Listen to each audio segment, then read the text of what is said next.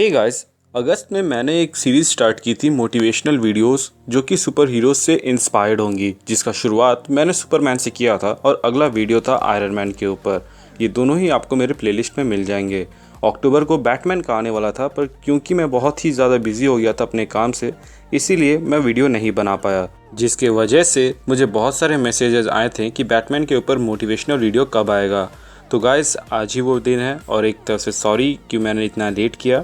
तो सबसे पहले मैं कुछ बातें क्लियर कर लूँ कि इस मोटिवेशनल वीडियो के लिए मैंने रेफरेंस सिर्फ डार्क नाइट ट्रायलॉजी, जो कि क्रिस्टोफर नॉलन द्वारा डायरेक्टेड मूवी है, उसी से लिया है। बाकी animated movies, animated series, comics, इन सब को नहीं लिया, क्योंकि इन सब को लेने के बाद से वीडियो इतना लंबा हो जा रहा था कि मैं उसके 2-3 भाग बना सकता हूँ। इसीलिए मैंने उन सब चीज़ को दूसरे वीडियो के लिए छोड़ रखा है। ज़्यादातर लोग बैटमैन को क्रिस्टोफर नोलन की ट्रायलॉजी से ही जानते हैं, इसीलिए मैं उन्हीं के ज़रिए इससे एक्सप्लेन करने की कोशिश करूँगा।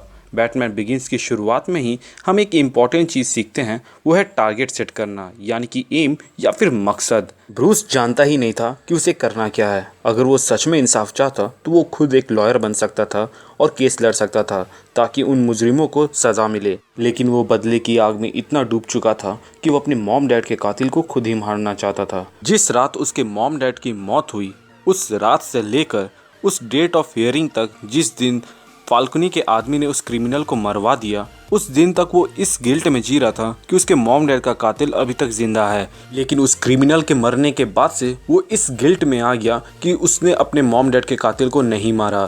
तभी रेचल उसे इंसाफ और बदले के बीच का अंतर बताती है। इंसाफ कानून करता है और ये सदाभाव के बारे में है, वहीं बदला मन की शांति के लिए है। कानून अगर उसे मौत दे तो वो जैसी करनी वैसी भरनी वाली बात होगी, लेकिन अगर कोई बदला लिया और वो किसी को जाकर मार देता है तो वो ऐसी बात हुई कि आप किसी रूम पे गए, वहाँ पे 100 कातिल है और आपने किसी एक को मार दिया तो अभी भी वहाँ पे सिर्फ 100 ही कातिल रहेंगे। इतना सुनने के बाद भी ब्रूस वेन को इतनी अकल नहीं आती है कि उसका एम क्या है, उसका मकसद क्या है। वो बिना सोचे समझे फाल्कुनी से भिड़ने चल देता है और जब फाल्कुनी उसे धमकाता है वो वहाँ से चला जाता है। वो वही हेल्पलेसनेस फील करता है जो उसने उस वक्त फील किया था जब उसके सामने उसके मॉम डैड को मारा गया था। उसके बाद वो फसाद की जड़ और क्रिमिनल्स को समझने के लिए उन्हीं के बीच में चला जाता है। इस सेल्फ डिस्कवरी के जर्नी में वो रास अल गुल के मेंबर हेनरी डुकार्ड से मिलता है, जो उसे बताता है कि वो उसे वो प्रोवाइड कर सकता है जो उसे चाहिए। ब्रूस, जो इतना डेस्परेट था अपने टारगेट को पाने के लिए, अपने टारगेट को समझने के लिए, वो वहाँ चला जाता है। ज़्यादातर लोगों को लगता है कि ब्रूस बैटमैन बन पाया था क्योंकि उसने रास अल गुल से ट्रेनिंग ली थी, बट ऐसा नहीं है दोस्तों। ट्रेनिंग के दौरान हेनरी कहते हैं, training is nothing, will is everything, will to act. Ra's al गुल से मिलने से पहले भी ब्रूस को बहुत सारे मार्शल आर्ट आते थे, जिसके बदौलत मूवी की शुरुआत में ही उन्होंने कुछ आदमियों को आराम से धो दिया था। टाइगर, निंजित्सु, पैंथर जैसे मार्शल आर्ट्स उसे आते थे जब वो रास अल गुल ज्वाइन कर रहा था। फिर भी वो बैटमैन नहीं बन पाए थे। क्यों? क्योंकि उन्हें मालूम ही नहीं था कि उनका गोल क्या है, उन्हें करना क्या है। रास अल गुल ने ब्रूस को अपने असली मकसद को समझने में मदद की और एक बार जब ब्रूस वो समझ गया कि उसे क्या करना है। लोगों को लगता है कि ब्रूस वेन बैटमैन उस दिन बना जिस दिन उसने मास्क पहना था, पर ऐसा नहीं है दोस्तों। जिस दिन रास अल गुल ने गॉथम को तबाह करने का प्लान बनाया और इसका नेतृत्व ब्रूस वेन के हाथों में सौंपा और ब्रूस वेन ने उसके खिलाफ बगावत कर दी, यही वो पल था जिस पल वो ब्रूस वेन से बैटमैन बन गया। यहाँ से हमें एक और सीख मिलती है, वो ये है कि ज़रूरी नहीं कि जो आपके अपने हो वो हमेशा सही हो। कभी कभी हो सकता है कि आपके अपने भी गलत हो। यहाँ पर ब्रूस वेन के टीचर्स यानी कि हेनरी डुकार्ड और रास अल गुल की पूरी टीम गलत थी और ब्रूस वेन ने यहाँ पे सच का साथ दिया और इसीलिए वो आगे जाके एक लेजेंड बने। खैर, मकसद मिलना और सही और गलत में सही डिसीजन लेना, इसके अलावा भी हमें एक और चीज़ सीखने को मिलती है, वो है विल टू एक्ट। आप किसी वीक स्टूडेंट या फिर ऐसा स्टूडेंट जिसे कम नंबर आते हो, उससे जाकर पूछिए कि तुम्हें नंबर कम क्यों आया, तो वो बताएगा मैं पढ़ा नहीं था, मेहनत कम की, वगैरह वगैरह, और उसके पास 1000 ऐसे बहाने होंगे। जिससे हमें पता चलता है कि उस बंदे को सब कुछ मालूम था कि वो क्या करेगा, कि वो उसके नंबर अच्छे आ सकते हैं, पर उसने किया नहीं। यहीं पर द विल टू एक्ट का आप एग्जाम्पल देख सकते हो कि अगर उस बंदे ने अपना काम किया होता, यानी कि पढ़ाई की होती, तो नंबर्स अच्छे खासे आते, पर नहीं की, इसीलिए कम आया।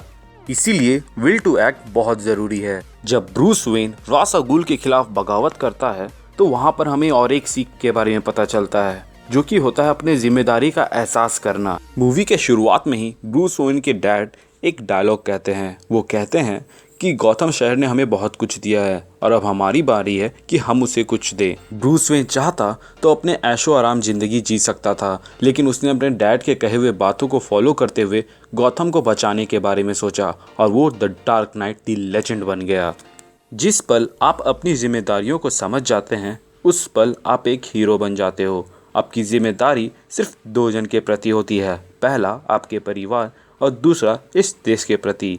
इस देश ने आपको बहुत कुछ दिया है और आपका भी ये फ़र्ज़ बनता है कि आप उन्हें कुछ दें। आपकी फैमिली ने आपको इस दुनिया में लाया है तो ये आपका फ़र्ज़ बनता है कि आप उनका ख्याल रखें। माना कि हमारे देश में करप्शन है, क्राइम रेट बहुत ज़्यादा है, लेकिन अगर हम सब अपनी जिम्मेदारियों को समझकर अपने काम को सही तरीके से करें तो ये धीरे धीरे कम हो सकता है।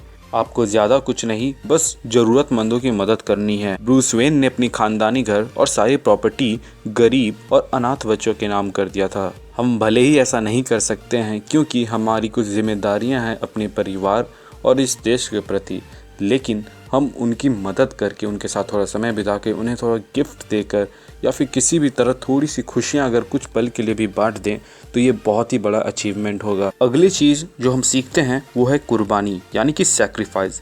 हर चीज़ की एक कीमत होती है और अगर आप वो देने को तैयार हो तो आपको वो चीज़ भी मिल जाएगी जो आप चाहते हो और आपको हीरो बनने से कोई नहीं रोक सकता। ब्रूस वेन ने अपना प्यार, अपना पूरा खानदान, अपना समय सब कुछ त्याग कर दिया ताकि वो बैटमैन बन सके। बैटमैन ने अपनी इज्जत, अपनी पहचान, अपनी रेस्पेक्ट तक को सैक्रिफाइस कर दिया ताकि वो हार्वी डेंट की सच्चाई को छुपा सके।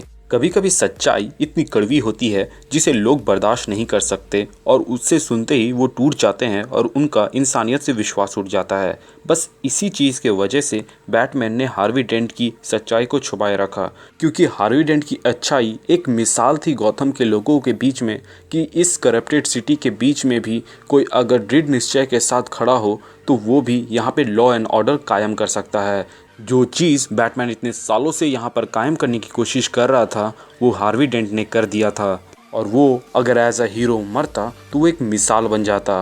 और आप लोगों ने नोटिस किया होगा कि डार्क नाइट राइजेस में पुलिस वाले बैटमैन के पीछे पड़े थे क्योंकि उनके हिसाब से बैटमैन ने उनके दी लेजेंड हार्वी डेंट को मारा था, जबकि हम ऑडियंस जानते थे कि सच्चाई क्या है, कि हार्वी डेंट का दूसरा चेहरा क्या है। और इसीलिए हमारे अंदर बैटमैन को लेकर इतनी ज़्यादा उत्सुकता और इतना ज़्यादा प्यार था। आपने कभी सोचा है कि बैटमैन ने इतना बड़ा कुर्बानी कैसे दिया?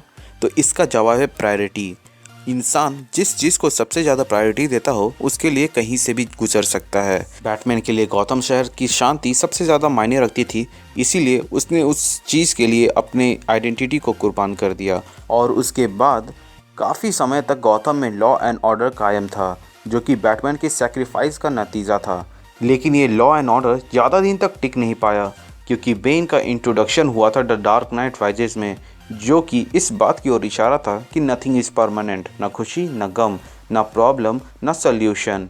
इसीलिए बुरे वक्त में टूटिए नहीं और अच्छे वक्त में उन्हें ना भूले जो आपके बुरे वक्त में साथ में थे। रास अल गुल ने बैटमैन को लगभग मार ही दिया था, लेकिन अल्फ्रेड ने उसे आकर बचा लिया।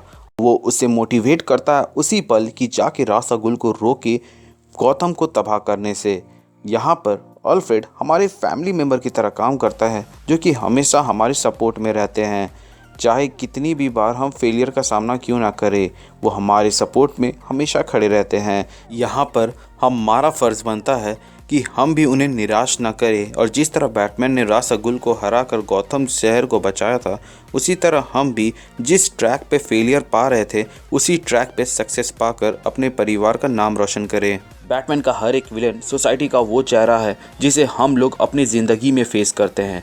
बचपन से हम हर चीज़ से डरते थे, लेकिन धीरे धीरे हम उस डर पे काबू पा लेते हैं। डर इनएविटेबल है, लेकिन हम उसे कंट्रोल कर सकते हैं, उस पर काबू पा सकते हैं। ब्रूस वेन बैट से डरता था, लेकिन उसने उसके ऊपर काबू पा लिया था। इसीलिए स्केयर क्रो का स्प्रे उसके ऊपर कोई काम नहीं करता है और वो उससे आराम से हरा देता है। जब हम इतने बड़े हो जाते हैं कि हर तरह के डर पर काबू पाना सीख लेते हैं तो हमारा सामना सोसाइटी के जोकर से होता है, यानी कि उन लोगों से या फिर कहें उन सर्कमस्टेंसेस से जो हमारे दिमाग के साथ खेलते हैं, उन्हें चैलेंज करते हैं, उन्हें हैम्पर करते हैं। दिमाग इतना प्रेशर सह नहीं पाता है और उसके बाद हम जो अपने परिवार और स्कूल में सिखाए गए एथिक्स एंड मोरालिटी है उन्हें भूल जाते हैं और हालातों के सामने घुटने टेक देते हैं।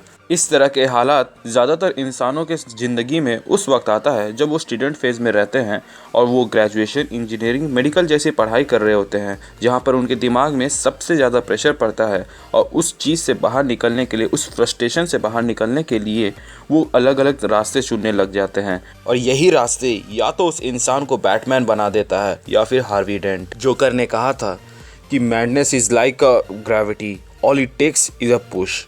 ये बात इतनी एक्यूरेट फिट होती है कि आप खुद भी देख सकते हो कि बुरे काम करने के लिए हमें ज़्यादा कुछ करना नहीं होता, बस कुछ भी बुरा कर दो और लोग आपको बुरा सोचने लगेंगे। लेकिन अगर आप कुछ अच्छा करो तो भी लोग आपको अच्छा नहीं मानते हैं जब तक वो पूरे तरह से सेटिस्फाइड ना हो जाए।